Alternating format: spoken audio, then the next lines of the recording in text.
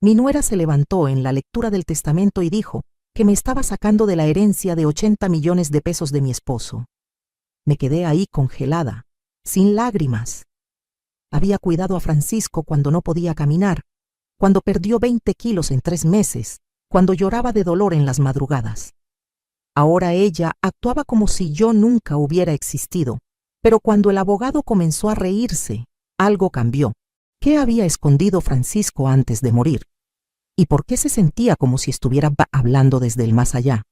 Me quedé sola en el jardín después del funeral, viendo a los últimos invitados irse en silencio. Sus autos, Mercedes y BMW, desaparecían lentamente por la avenida arbolada de las Lomas. Dejaron atrás tazas medio llenas, sillas plegables y el olor penetrante de los crisantemos blancos. Pero nadie pensó en regresar a preguntar si necesitaba que me llevaran a casa. Ni siquiera Valeria. Antes de continuar, si quieren escuchar más historias como esta que les van a enseñar a defenderse cuando la familia trata de aprovecharse, suscríbanse al canal. Aquí compartimos experiencias reales que nos dan las herramientas para protegernos y nunca permitir que nos hagan menos. Y cuéntenme en los comentarios desde qué ciudad o país están escuchando. Me encanta saber que cada historia llega a personas valientes que no se dejan. Ella había organizado todo, por supuesto, desde las coronas de flores importadas hasta la presentación de fotos en pantalla gigante, incluso las tazas de porcelana china con el monograma familiar. Todo era perfecto, de una manera que te hacía sentir como si estuvieras estorbando en tu propio dolor. Frío, impecable y calculado al segundo. Francisco lo habría odiado. Él solía decir que los funerales deberían ser desordenados. La gente debería llorar fuerte, contar chistes malos, olvidar sus paraguas. Debería sentirse real, Elena. La muerte ya es suficientemente artificial. Pero este no se sentía así. Se sentía ensayado, como si estuviera sentada viendo el acto final de una obra a la que no me habían invitado, donde mi papel había sido silenciosamente eliminado del libreto. Cuando entré de nuevo a la casa, nuestra casa, Valeria ya estaba juntando las carpetas de la mesa del comedor. El mismo comedor donde Francisco y yo habíamos celebrado 43 Navidades, donde habíamos recibido a presidentes de empresas y embajadores, donde él me había pedido matrimonio con un anillo que pertenecía a su abuela. Carraspeé para hablar, pero no levantó la vista. Solo siguió apilando papeles como una máquina eficiente, sus uñas perfectamente arregladas haciendo pequeños golpecitos contra las carpetas de cuero. Entonces dijo, sin voltear, con esa voz que había perfeccionado en sus años como directora ejecutiva: seguiremos con el proceso legal la próxima semana. Ya arreglé todo con el despacho García en Asociados.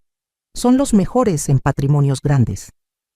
Sin mencionar nada de mí, sin preguntas sobre lo que yo quería, sin reconocer que había pasado los últimos 6 meses durmiendo en una silla de hospital junto a la cama de Francisco, mientras ella estaba demasiado ocupada volando a conferencias en Miami y Nueva York, cerrando contratos mientras su suegro se desvanecía.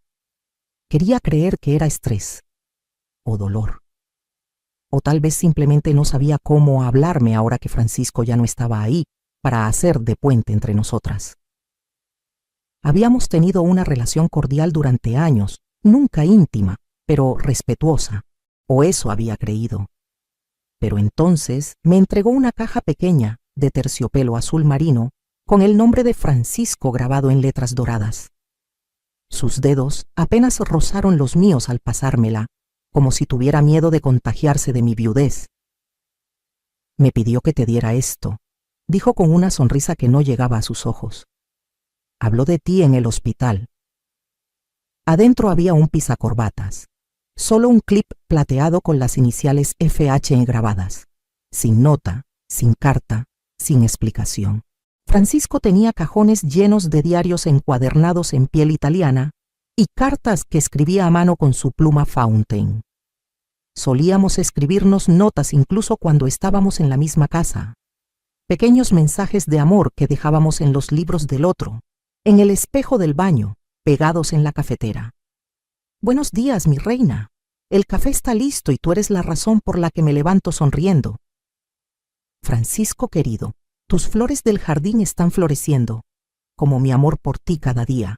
Pero al final, después de 43 años de matrimonio, después de construir juntos un imperio de bienes raíces, después de sobrevivir juntos la pérdida de nuestros padres y la traición de socios, todo lo que recibí fue un pisacorbatas, ni siquiera uno que usara con frecuencia.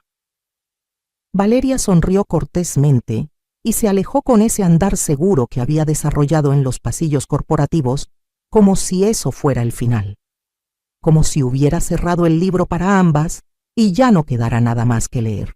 Esa noche me senté en la cocina con una taza de café que se enfriaba lentamente en mis manos. La cocina que habíamos remodelado hace 5 años, donde Francisco insistió en poner una isla de mármol Carrara, porque mi Elena merece cocinar como una reina. Y por primera vez desde que Francisco murió, sentí que no pertenecía en el hogar que construimos juntos. Las paredes todavía olían a su loción para después de afeitar Hermès, esa que le regalé en nuestro 40 aniversario. Sus libros de economía y biografías de empresarios seguían apilados en el pasillo, marcados con separadores donde había dejado sus pensamientos a medias. Pero era como si mi nombre hubiera sido silenciosamente borrado de cada cuarto, como si una goma invisible hubiera pasado por nuestra historia compartida dejando solo sus huellas. Me dije que tal vez estaba pensando demasiado, tal vez solo estaba cansada, agotada por los meses de hospitales, quimioterapias, noches sin dormir escuchando su respiración irregular. Tal vez el dolor me estaba haciendo paranoica, pero algo dentro de mí había cambiado esa tarde. Había una frialdad en el aire que no podía identificar, un silencio que no era solo ausencia, sino algo más deliberado. Y no era solo del dolor por Francisco, se sentía como si hubiera sido silenciosamente sacada de la historia, como si todos hubieran recibido un nuevo guión menos yo. ¿Alguna vez has mirado alrededor de tu propia casa y te has sentido como una extraña?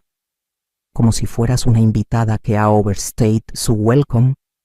Eso es lo que sentí esa noche, sentada en la silla donde había desayunado por décadas. Y era solo el comienzo. La invitación llegó 3 días después como un email, frío, formal, enviado desde la asistente de Valeria, ni siquiera de ella directamente. El asunto decía: Administración patrimonial, junta programada, urgente. Me quedé viendo la pantalla de mi iPad un rato, sin saber si sentirme insultada o solo entumecida. El tono era el mismo que usaría para citar a un proveedor con facturas pendientes. La junta estaba programada para el miércoles a las 9 a.m. en las oficinas de García y Asociados en Polanco. Se requiere puntualidad. Documentos importantes serán discutidos. Sin mensaje personal, sin espero que estés bien, sin reconocimiento de que acababa de perder al amor de mi vida. Solo hora y lugar como una cita con el dentista. Esa mañana me desperté a las 6, como había hecho durante 43 años de matrimonio. El lado derecho de la cama seguía intacto, las almohadas exactamente como Francisco las había dejado la última vez que durmió en casa, antes de que el cáncer se llevara sus últimas fuerzas. Me vestí cuidadosamente. Un traje sastre negro de Palacio de Hierro que Francisco me había regalado para nuestro aniversario número 40. Te ves como la CEO que siempre fuiste de nuestro matrimonio, me había dicho, besando mi mejilla. Llegué 5 minutos tarde. El tráfico de Presidente Masaryk estaba imposible y me había detenido 2 veces en el camino, insegura de si debería ir, si debería llevar un abogado propio, si debería haber hecho algo para prepararme. El elevador se abrió a una área de recepción que gritaba dinero en voz baja. Pisos de mármol, arte moderno en las paredes, el olor a eucalipto y tinta de impresora mezclado con algo que olía a poder y exclusividad. Una asistente joven, no mayor de 25 años, me dio una mirada que decía que no esperaba a alguien como yo. Tal vez esperaba a alguien más joven, más moderna, más al nivel de los clientes que frecuentaban ese lugar. Me alicé el abrigo y la seguí por un pasillo que parecía diseñado para intimidar. La sala de juntas era impresionante. Mesa de madera africana que podría alimentar a una familia por meses, sillas de piel italiana, ventanas del piso al techo con vista a la ciudad. La puerta se cerró detrás de mí con un clic suave que sonó definitivo. Había 7 personas alrededor de la mesa larga, todas en trajes oscuros que costaban más que el sueldo mensual de muchas familias mexicanas. Reconocí a algunos: el contador principal de Francisco, el administrador de propiedades, un par de ejecutivos del banco que manejaba nuestras cuentas principales. Valeria se sentó en la cabecera, donde Francisco solía sentarse en este tipo de reuniones. Su cabello castaño perfectamente recogido en un chongo que no se atrevería a tener un cabello fuera de lugar, sus ojos fijos en una pila de carpetas gruesas frente a ella. No se levantó cuando entré, no dijo hola, no ofreció el tipo de abrazo o palabras de consuelo que esperarías de una familia política en estos momentos. Solo asintió ligeramente, un movimiento casi imperceptible que decía: puedes sentarte allá. Tomé el asiento del extremo. Era la única silla vacía, estratégicamente ubicada lejos de las carpetas, lejos del café humeante en tazas de porcelana, lejos del centro de poder de la mesa. Nadie me pasó un paquete de documentos. Nadie ofreció una palabra de bienvenida o condolencia. Me senté con las manos dobladas en mi regazo, observando. Era la única persona en esa mesa que no tenía pluma, que no tenía papeles frente a ella, que parecía estar ahí como espectadora de su propia vida.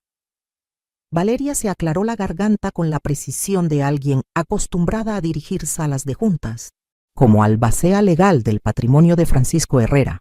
Comenzó, y su voz cortó el silencio como un bisturí. Los guiaré a través de la distribución de bienes, como se establece en el testamento finalizado y notarizado. Su voz era aguda, profesional, like if she were hosting a quarterly board meeting instead of discussing the dismantling of a life we had built together. Me senté callada, sintiendo el peso de cada palabra.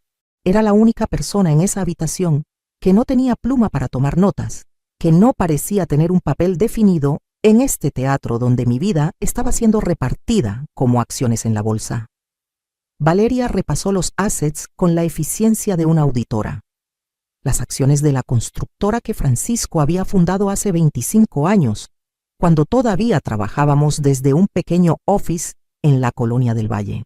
Las cuentas fiduciarias en 3 bancos diferentes, números que parecían abstractos hasta que recordabas que representaban décadas de trabajo de 16 horas diarias.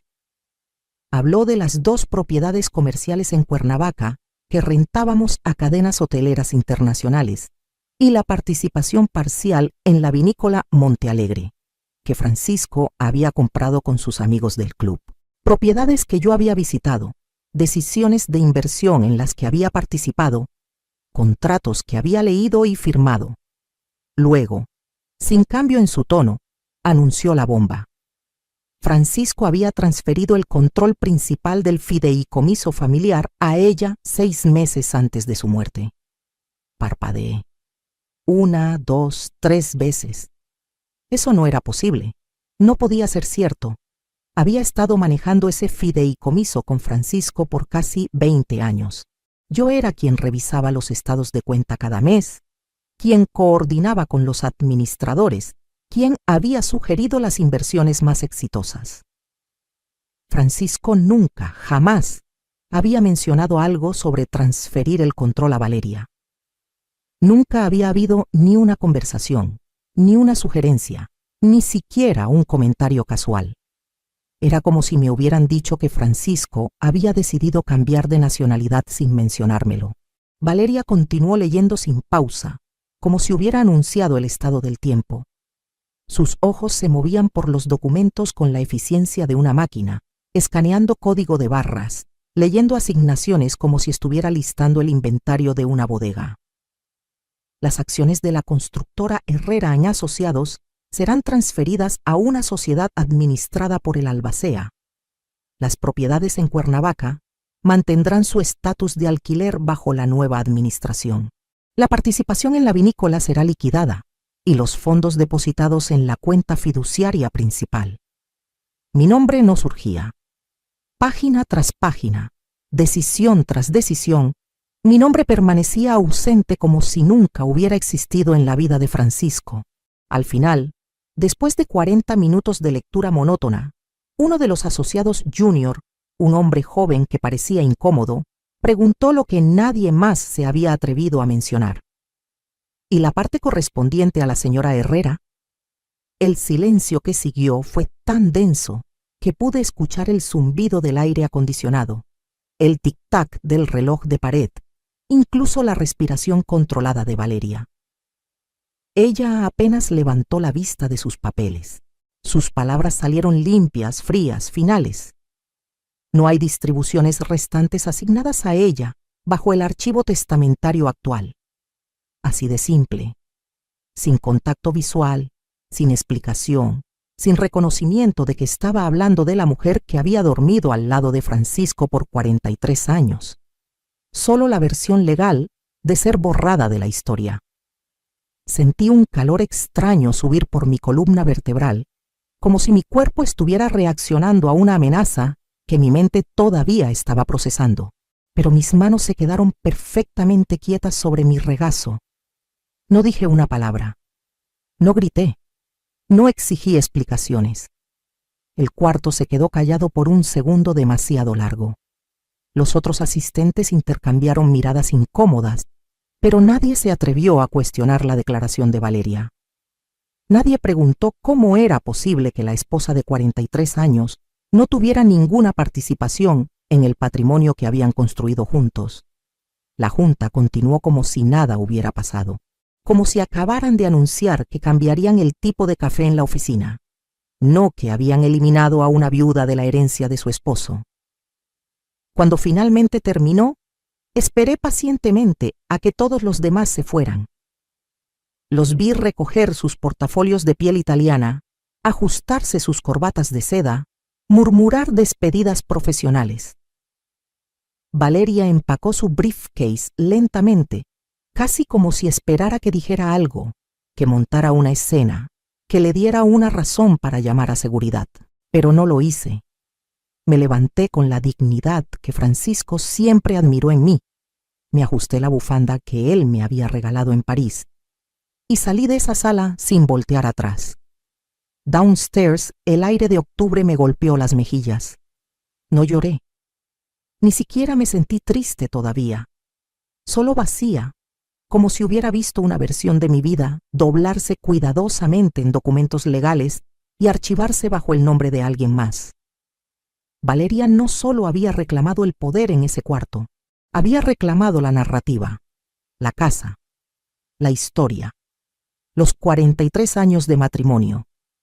Había hablado sobre mi silencio y nadie, absolutamente nadie, había cuestionado su autoridad. Mientras caminaba hacia el estacionamiento, con el ruido del tráfico de Polanco zumbando a mi alrededor, una oración se repetía en mi mente como un mantra cruel. No hay distribuciones restantes asignadas a ella. Ya no era la viuda de Francisco Herrera. Ya no era cofundadora de nuestro imperio familiar. Ni siquiera era una línea en los documentos. Según la ley, según estos papeles, no era nada. Llegué a casa y me senté en la oscuridad por horas esa tarde. No quería prender las luces. La penumbra se sentía apropiada, como si mi nueva realidad necesitara sombras para ser procesada. El silencio dentro de la casa se sentía más fuerte que cualquier conversación que pudiera soportar. Cada objeto me recordaba lo que había perdido. El sillón donde Francisco leía los periódicos cada domingo, la máquina de café que había programado para que estuviera lista cuando yo despertara, las fotos familiares donde ahora solo veía ausencias. Todavía no había desempacado las últimas cosas de Francisco del hospital. Su bastón de madera tallada descansaba junto a la puerta trasera, donde lo había dejado la última vez que regresamos de su sesión de quimioterapia. Ya no lo necesito más en casa, había dicho con esa sonrisa débil que me partía el corazón. En casa tengo a mi Elena para apoyarme. No lo había movido desde entonces. No podía. Era como si mover ese bastón fuera admitir que él nunca regresaría a necesitarlo.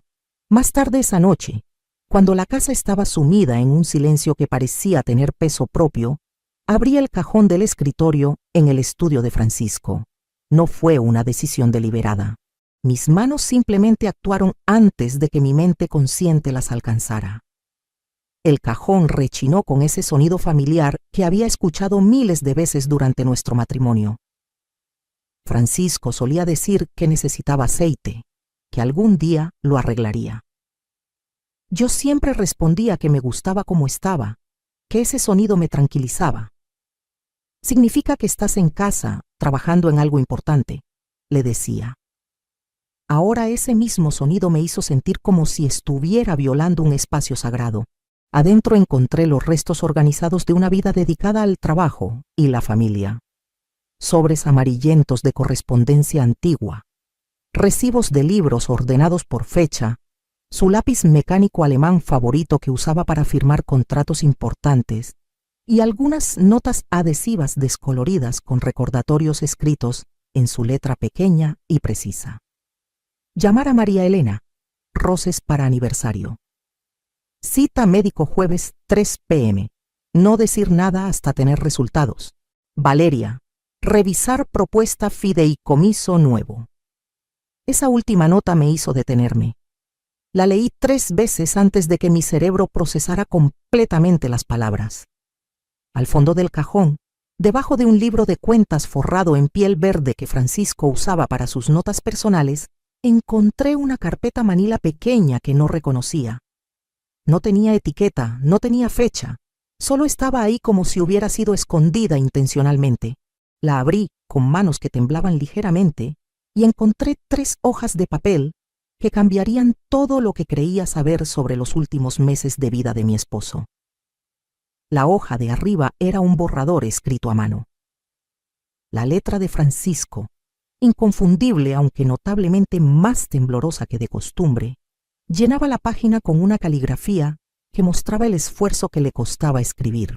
No había saludo, no había firma, solo una nota corta escrita en esa voz reflexiva que yo conocía tan bien. Valeria insiste en que actualice el testamento.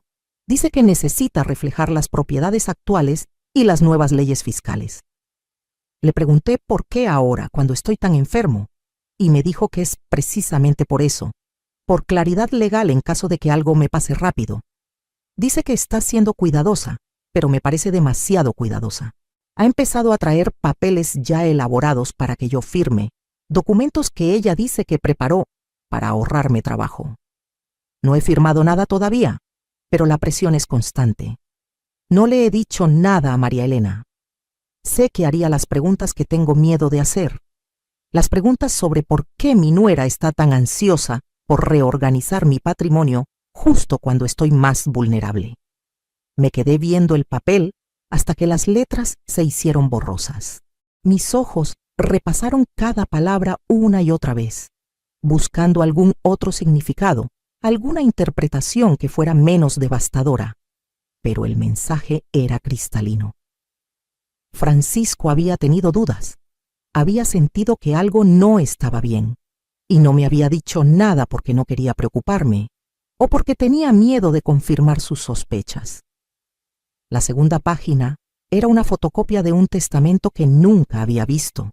No era la versión final que Valeria había mostrado en la junta, sino claramente un borrador anterior. Había anotaciones en rojo por todo el documento, ediciones, correcciones, varias secciones encerradas en círculos. Mi nombre aparecía múltiples veces en la versión original. Una sección completa estaba dedicada a asegurar mi futuro financiero. En caso de mi fallecimiento, dejo mis bienes personales, incluyendo la residencia principal, 50% de las acciones de la constructora, y las cuentas designadas números 4447-21 y 4447-22 a mi esposa, María Elena Herrera, para asegurar su bienestar y autonomía económica de por vida. Pero esa sección entera había sido tachada con líneas rojas agresivas. Escrito a mano en el margen, En una letra que no era la de Francisco, había una nota. Discutir modificaciones con B. Consolidar bajo administración única. La tercera página era un horario de citas mecanografiado en el papel membretado del hospital. Consultas legales programadas entre tratamientos de quimioterapia. 2 de las fechas correspondían a días que recordaba vívidamente. Días cuando Francisco había insistido en que me fuera a casa a descansar, mientras él solo dormía. No necesitas quedarte sentada viendo cómo duermo, mi amor. Vete a casa, date un baño, come algo decente. Estaré bien por unas horas. Ahora entendía por qué había estado tan insistente. No estaba durmiendo. Se estaba reuniendo con abogados mientras yo confiadamente esperaba en casa, preparando su sopa favorita para cuando regresara. La carpeta era delgada, pero su peso emocional era aplastante. La sostuve en mis manos por un largo momento, sintiendo como si estuviera cargando la evidencia de una traición que había estado ocurriendo bajo mis narices. Puse las páginas cuidadosamente sobre el escritorio, donde Francisco había trabajado por décadas, y me recosté en su silla de piel. El ventilador del techo giraba lentamente arriba de mí, produciendo el mismo sonido rítmico que había acompañado tantas de nuestras conversaciones nocturnas en ese mismo espacio. Cerré los ojos y me permití recordar la última vez que Francisco y yo habíamos hablado sobre nuestro testamento. Había sido durante una cena tranquila, apenas unos meses antes de su diagnóstico. Comíamos tacos de pescado que él había preparado, una de las pocas cosas que todavía cocinaba. La conversación había surgido naturalmente después de recibir noticias de la muerte del esposo de una amiga cercana. Nunca sabemos cuándo va a ser nuestro momento, había dicho Francisco, tomando mi mano por encima de la mesa. Pero quiero que sepas que no tienes que preocuparte por nada, Elena. Me he asegurado de que estés protegida sin importar lo que pase. Recordé la manera en que se había estirado por la mesa para tomar mi muñeca, cómo su pulgar había trazado pequeños círculos en mi piel mientras hablaba. Hemos construido esto juntos, y tú siempre tendrás tu lugar en todo lo que hemos logrado. Ahora, sosteniendo estos documentos, me daba cuenta de que esas habían sido sus intenciones originales. Pero algo había cambiado en los meses siguientes. Alguien había cambiado su mente, o al menos había interferido con sus decisiones. No dormí esa noche. Me quedé en el estudio, releyendo las páginas hasta que el cielo afuera cambió de negro a gris pálido, luego a los tonos dorados del amanecer que se filtraban entre los árboles del jardín. Vi la mañana tomar forma alrededor de mí, una esquina de luz a la vez, mientras mi mente procesaba la magnitud de lo que había descubierto. Para cuando el sol estaba completamente arriba, sabía con certeza que esto no era solo un error administrativo.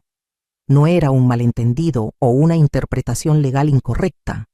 Esto era deliberado, calculado, orquestado. Valeria había manipulado a un hombre enfermo y vulnerable. Había usado su posición de confianza, su acceso durante mis ausencias forzadas del hospital, para alterar decisiones que Francisco y yo habíamos tomado juntos durante décadas de matrimonio. Puse las páginas de vuelta en la carpeta manila y la escondí cuidadosamente bajo una pila de revistas National Geographic que Francisco coleccionaba, en el closet del pasillo donde nadie pensaría buscar. No sabía exactamente qué iba a hacer todavía.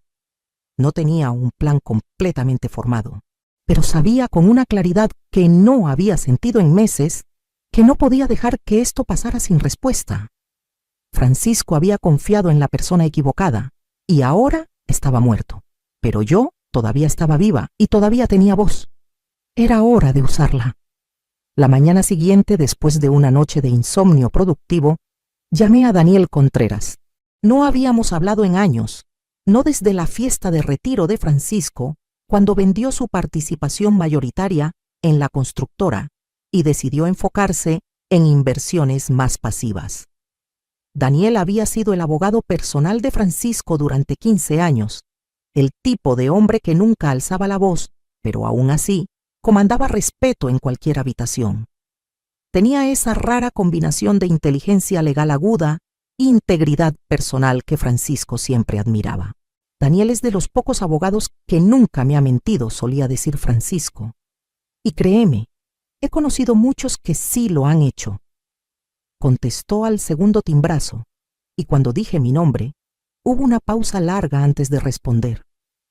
Su voz era calmada, pero pude detectar la sorpresa genuina debajo del tono profesional. María Elena, dijo suavemente, cuánto me alegra escuchar de ti, aunque me imagino que no es en las mejores circunstancias. Mis condolencias por Francisco. Era un hombre excepcional. Le expliqué brevemente que necesitaba hablar con él sobre asuntos legales relacionados con el patrimonio. No entré en detalles por teléfono. Algo me decía que era mejor ser cautelosa hasta estar cara a cara. Acordó reunirse conmigo al día siguiente en un lugar neutral. Conozco un lugar tranquilo en la Roma Norte, dijo. Café Toscano, en Álvaro Obregón. ¿Te parece bien a las 11? Cuando colgué el teléfono, me paré junto a la ventana del estudio y miré hacia el jardín trasero. Los árboles que Francisco había plantado hace 30 años estaban perdiendo sus hojas de otoño, creando una alfombra dorada en el césped que él había cuidado meticulosamente hasta que la enfermedad se lo impidió. Estos árboles nos van a sobrevivir a ambos, me había dicho una tarde, mientras plantaba el último maple. Cuando ya no estemos, alguien más se va a sentar bajo su sombra y va a pensar en el amor que pusimos en plantarlos. Tal vez los árboles nos sobrevivirían, pensé. Pero no iba a dejar que el silencio fuera lo último que Francisco dejara atrás. No mientras todavía tuviera aliento para hablar por él. Al día siguiente llegué al Café Toscano 5 minutos antes de la hora acordada. Era un lugar pequeño e íntimo, con mesas de madera desgastada y el tipo de ambiente que invitaba a conversaciones importantes. Daniel ya estaba ahí, sentado en una cabina del fondo con 2 tazas de café esperando. Se veía mayor que la última vez que lo había visto, su cabello completamente gris ahora, pero sus ojos seguían teniendo esa intensidad alerta que Francisco siempre respetaba. Se levantó para saludarme con un abrazo genuino, no el tipo de contacto obligatorio que había recibido en el funeral, sino el abrazo de alguien que realmente había querido a Francisco y que entendía lo que su pérdida significaba. «Te ves bien, María Elena», dijo, aunque ambos sabíamos que no era completamente cierto. Considerando todo, no perdí tiempo con cortesías. Saqué la carpeta manila de mi bolsa y la puse sobre la mesa entre nosotros. Necesito que veas esto, Daniel, y necesito tu opinión honesta sobre lo que significa. Abrió la carpeta y comenzó a leer en silencio.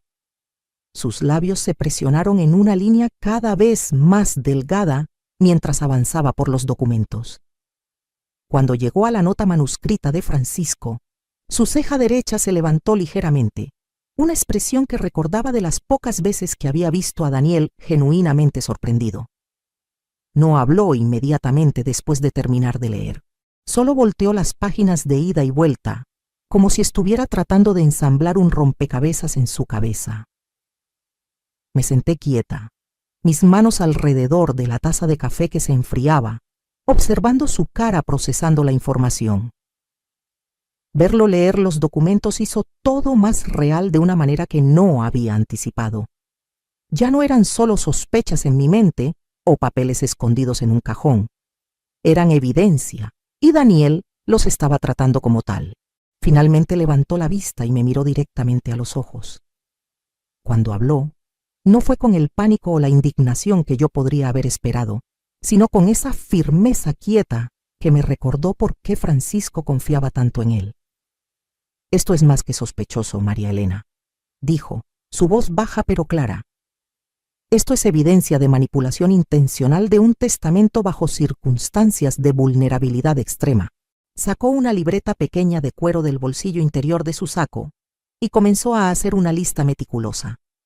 Escribió fechas de la carpeta, nombres de los despachos que Valeria había mencionado en la junta, y puso un círculo alrededor de un detalle particular que yo no había considerado completamente. Las firmas de testigos en el testamento que presentó Valeria, dijo, señalando una nota que había hecho. ¿Reconoces esos nombres? Negué con la cabeza. Nunca los había escuchado, y definitivamente nunca estuvieron en nuestra casa. Eso es muy importante, dijo Daniel, subrayando algo en su libreta. Francisco siempre usaba testigos que conocía personalmente. Su doctor el jardinero, vecinos Nestom, cercanos. El hecho de que Valeria trajera testigos externos sin consultarte o mencionártelo levanta banderas rojas enormes. Continuó explicándome las implicaciones legales. En casos donde hay evidencia de coerción o manipulación de una persona vulnerable, especialmente alguien bajo tratamiento médico intensivo, los testamentos pueden ser contestados exitosamente. Acordamos proceder de manera estratégica. Daniel comenzaría solicitando copias certificadas de todos los documentos testamentarios archivados en el registro público. También investigaría discretamente los antecedentes de los testigos que Valeria había usado. Mientras tanto, me dijo, mantén todo exactamente como está. No confrontes a Valeria todavía. No le digas a nadie más sobre estos documentos. Necesitamos construir un caso sólido antes de mostrar nuestras cartas. Cuando salí del café esa tarde, por primera vez en semanas me sentí como si tuviera algo de control sobre mi situación. No era mucho, pero era un comienzo. De vuelta en casa, guardé la carpeta en la caja fuerte que Francisco y yo usábamos para documentos importantes. Luego me senté en su escritorio y abrí su calendario de escritorio, un planificador de piel marrón donde anotaba todas sus citas importantes. Valeria había tomado la mayoría de sus pertenencias personales después del funeral. Sus libros de economía habían sido donados a la biblioteca de la universidad. Sus trajes habían sido dados a caridad y sus palos de golf habían sido enviados a su mejor amigo del club. Pero el calendario seguía ahí, tal vez porque parecía demasiado mundano para ser valioso. Para Valeria era solo un planificador viejo. Para mí era un mapa de los últimos meses de vida de Francisco. Fue ahí donde encontré el nombre que me helaría la sangre, Raúl Mendoza. Estaba escrito a lápiz en un martes por la mañana, encerrado en un círculo con una hora específica. 10:30 am, R. Mendoza, privado. Reconocí el nombre vagamente. Raúl era un consultor fiscal y legal que Francisco había conocido años atrás a través de una fundación sin fines de lucro, donde ambos habían sido miembros del consejo. No lo habíamos visto socialmente en años, pero recordaba que Francisco lo respetaba profesionalmente. Lo que me perturbó no era el nombre en sí, sino la circunstancia. Esa cita había sido programada durante los peores días del tratamiento de Francisco, cuando apenas podía mantener los ojos abiertos por más de unas horas. ¿Por qué habría acordado reunirse con un consultor legal cuando estaba tan débil? Y más importante, ¿por qué nunca me había mencionado esa reunión? Llamé a Daniel inmediatamente y le conté sobre el descubrimiento. Su respuesta fue inmediata. Necesito hablar con Raúl Mendoza. Si Francisco se reunió con él durante el tratamiento, Raúl podría haber sido testigo de algo que Valeria no quería que documentáramos. Los siguientes 3 días pasaron en una agonía de espera. Daniel había logrado contactar a Raúl, pero arrancar una reunión discreta tomó tiempo. Raúl, al parecer, había estado nervioso sobre discutir cualquier cosa relacionada con Francisco sin autorización legal específica. Finalmente, Daniel consiguió convencerlo de que se reuniera con nosotros bajo estricta confidencialidad. La cita se programó para el viernes por la tarde en la oficina de Daniel. Cuando llegué, Raúl ya estaba ahí. Era un hombre de unos 55 años, delgado, con el tipo de nerviosismo que sugiere que sabe algo importante, pero tiene miedo de las consecuencias de compartirlo. Daniel le manejó la conversación con su tacto profesional habitual, pero fue directo sobre por qué estábamos ahí. Raúl, necesitamos entender qué discutió con Francisco durante su reunión en abril. Hay irregularidades en su testamento final que nos preocupan. Raúl se movió incómodamente en su silla por un momento. Luego comenzó a hablar con la voz de alguien que había estado cargando un peso. Francisco llegó a mi oficina viéndose terrible. Comenzó. Había perdido mucho peso. Tenía dificultad para concentrarse. Me dijo que necesitaba una segunda opinión sobre algunos cambios testamentarios que su nuera estaba proponiendo. Mi corazón comenzó a latir más rápido. Me mostró borradores de documentos que ella había preparado, cambios significativos en la estructura del fideicomiso familiar, transferencia de poderes que habían estado distribuidos entre él y su esposa a una sola persona. Raúl hizo una pausa, mirándonos a ambos. Francisco me preguntó si esos cambios eran legalmente sólidos, pero más importante, me preguntó si le parecían justos. Dijo que su esposa había sido su socia en todo durante décadas y que no entendía por qué necesitaba ser removida de las decisiones ahora. ¿Qué le aconsejaste?, preguntó Daniel. Le dije que los documentos eran legalmente válidos, pero que me parecían agresivos. Le sugerí que esperara hasta sentirse mejor, que involucrara a su esposa en las discusiones, que tal vez buscara una mediación familiar antes de hacer cambios tan drásticos. Raúl se inclinó hacia adelante. Francisco me dijo que su nuera insistía en que los cambios eran urgentes por razones fiscales, pero cuando revisé los números no vi ninguna urgencia real. Los beneficios fiscales que ella mencionaba eran marginales. ¿Qué pasó después?, pregunté, aunque ya tenía la respuesta. Francisco me pidió que preparara un análisis independiente de las propuestas de Valeria. Dijo que quería tener todos los facts antes de tomar una decisión final. Programamos una segunda reunión para la semana siguiente. Raúl pausó, su expresión volviéndose más sombría. Pero Francisco nunca regresó para esa segunda reunión. En cambio, recibí una llamada de Valeria cancelando la cita. Me dijo que Francisco había decidido proceder con los planes originales y que ya no necesitaba mis servicios. El silencio en la oficina de Daniel fue absoluto. Podía escuchar el tic-tac del reloj de pared, el murmullo distante del tráfico, mi propio corazón latiendo. ¿Conservaste alguna documentación de esas reuniones?, preguntó Daniel. Raúl asintió. Tengo las notas de nuestra conversación y copias de los documentos que Francisco me mostró. No son legalmente vinculantes, pero prueban que Francisco tenía serias reservas sobre los cambios que estaba siendo presionado a hacer. Daniel y yo intercambiamos una mirada.